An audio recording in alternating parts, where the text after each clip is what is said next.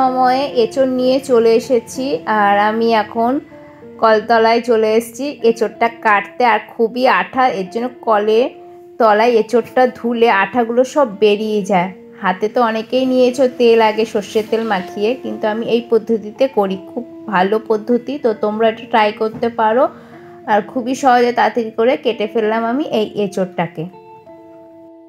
তারপর আমি চলে আসলাম, এঁচড় আছে তো চিংড়ি মাছ না হলে কি ভালো লাগে, তাই চিংড়ি মাছটা নিয়ে এসে আমি বেছে নিয়ে ধুয়ে নেবো তাড়াতাড়ি করে। এই যে ধোয়াও কমপ্লিট হয়ে গেল। তো চলো, আর এঁচড়টাকে টুকরো টুকরো করে নিলাম এই ফাঁকে আমি।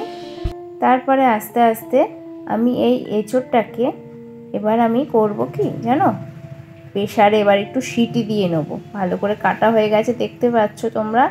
আর প্রেসারে সিটি দিয়ে নেবো, 2খানা সিটি দেবো, ঠিক আছে? তো বেশ ভালোই নরম হবে, সফট হবে। অসময়ের এঁচড় তো চলো দেখতে থাকো এই রান্নাটা।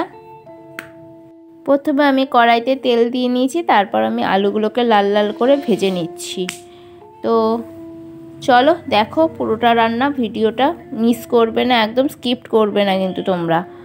আর চিংড়ি মাছগুলোকে আমি ভালো করে ভেজে নিলাম। এঁচড়টাকেও আমি একটু কড়াইতে টেলে নেবো, মানে একটু নেড়ে নেবো, তেল দিয়ে নুন হলুদ দিয়ে একটু ভালো করে একটু ভেজে নেবো।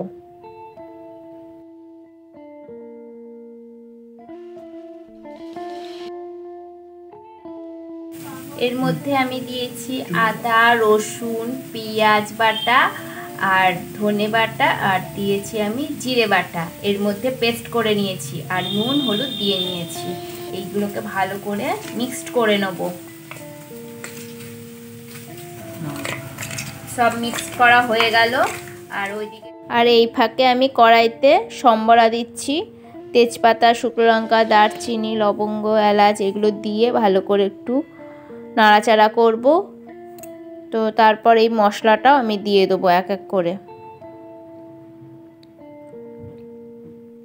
মশলাটা কষা হতে হতেই আমি টমেটোগুলো দিয়ে দিচ্ছি, যাতে খুবই সুন্দর হয় সুস্বাদু খেতে।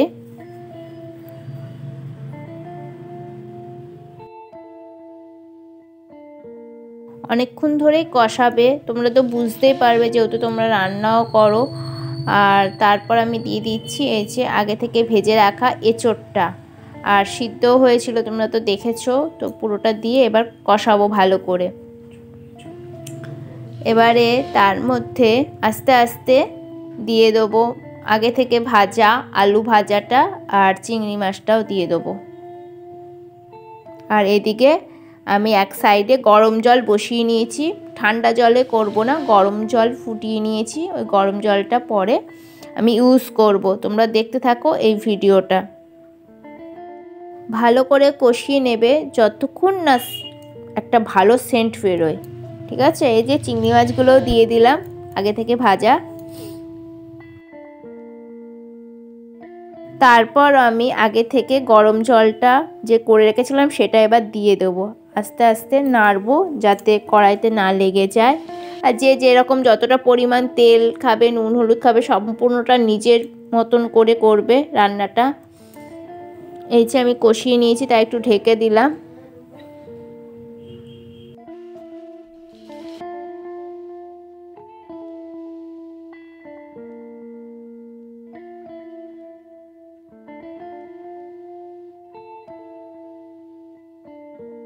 কষানোর পরও আমি আর একটু বেশি পরিমাণে একটু জল দিয়ে দিলাম, যাতে মাখো মাখো হয় ব্যাপারটা।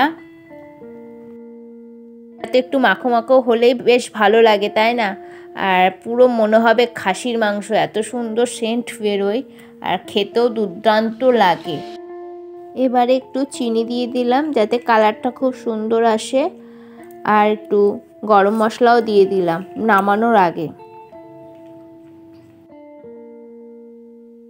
তারপর আস্তে আস্তে নাড়াচাড়া করতে হবে। এবার ফোটাবে ভালো করে, দেখবে সুন্দর একটা গন্ধও বেরোচ্ছে। এই যে দেখতে পাচ্ছ এটা হচ্ছে গন্ধরাজ লেবু পাতা। তো এই পাতা দুটোকে ঠিক উল্টো করেই দেবে, তারপর থালা দিয়ে চাপা দিয়ে দেবে আর গ্যাসটাকে অফ করে দেবে। রান্না পুরো কমপ্লিট হয়ে গেল। আর এই রান্নার রেসিপি হলো গন্ধরাজ লেবু পাতার এঁচোড় চিংড়ি।